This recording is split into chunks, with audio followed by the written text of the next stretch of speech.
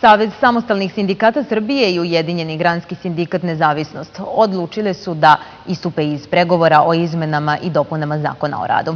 Lideri tih sindikata Ljubisav Orbović i Branislav Čanak kažu da iz pregovora istupaju jer socijalni dijalog u zemlji više ne funkcioniše i jer su se umesto jedne verzije zakona pojavile 4.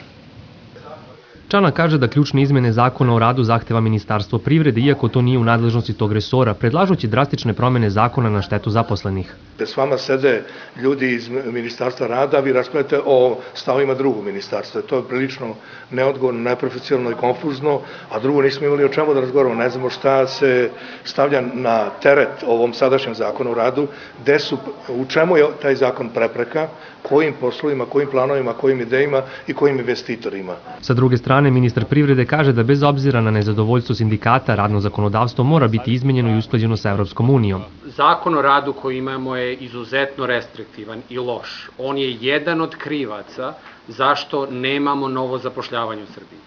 Niko pod uslovima koje Zakon o radu daje ne želi, na primjer, niti je racionalno očekivati da zapošljava recimo ljude stariji od 50 godina. Imati otpremnine po godini radnog staža je zaista nešto što ne postoji nigde uređeno u svetu. Predsjednik samostalnih sindikata kaže da su svaki put pre sastanka radne grupe stizali novi zahtevi Ministarstva privrede i Ministarstva financija.